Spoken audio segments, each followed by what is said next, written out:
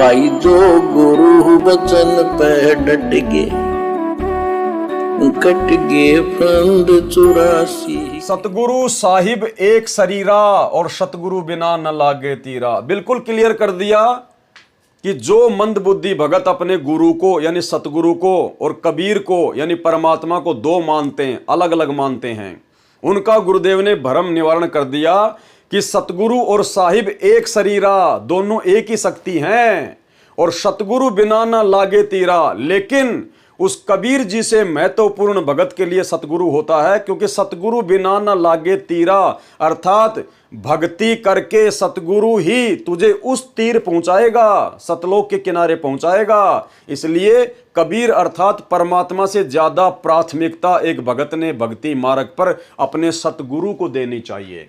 सतगुरु साहिब एक शरीरा और सतगुरु बिना न लागे तीरा, यानी सतगुरु के बिना बात नहीं बनेगी। सतगुरु बाण विहंगम मारे और सतगुरु भवसागर से तारे। सरलार्थ, जो सतगुरु मुझे मिले थे, कौन कह रहे हैं? गरीबदास जी। जो सतगुरु मुझे मिले थे उनका तथा सत्य पुरुष का एक जैसा शरीर है। ये उनको कैसे पता? क्योंकि वो स्वयं उनके साथ में गए थे, डबल रोल में सतलोक देख के आए थे। इसलिए गरीबदास जी वास्तविकता बता रहे हैं कि पिछली पीढ़ी के भक्तों, संत रामपाल जी से नाम दीक्षा लेने के बाद इस भ्रम में मत डोलना कि सतगुरु अलग है और कोई कबीर अलग है। कहते मैं अपनी आंखों से जाकर देख के आया हूं। और आदरणीय गरीबदास जी कहते हैं कि हम देखा सो सांच है और सकल परपंच, यानी मैंने जो अपनी आंखों से जाकर सतलोक में देखा वो सत्य है, बाकी सब झूठ है। तो क्या कह रहे हैं? जो सतगुरु मुझे मिले थे उनका तथा सत्य पुरुष का एक जैसा शरीर है, अर्थात परमात्मा नर आकार है।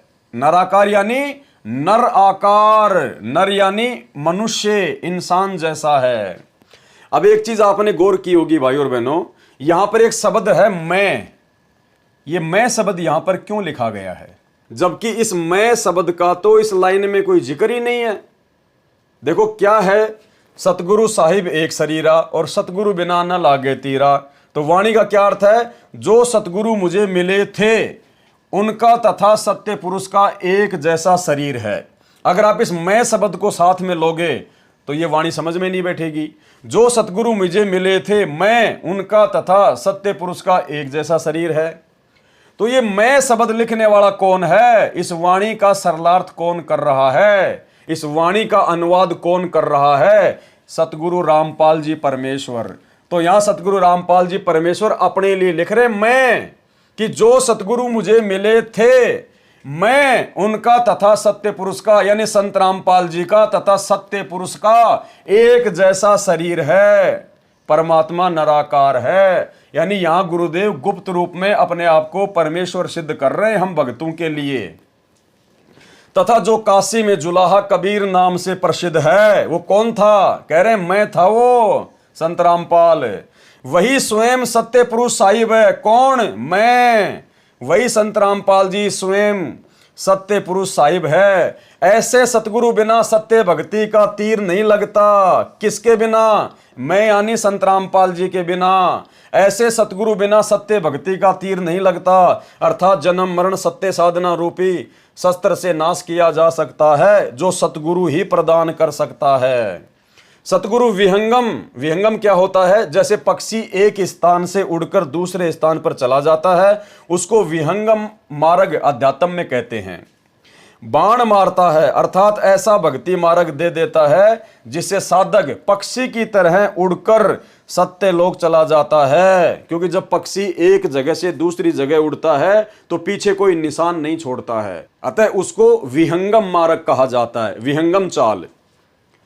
तो क्या कह रहे हैं? अर्थात ऐसा भक्ति मार्ग दे देता है जिससे साधक पक्षी की तरह उड़कर सत्य लोक चला जाता है। इस विधि से सतगुरु जीव को संसार सागर से पार कर देता है। भाई जो गुरु बचन पे डट गए, कट गए फंद 84 के, कट गए फंद 84 के, कट गए फंद 84 के।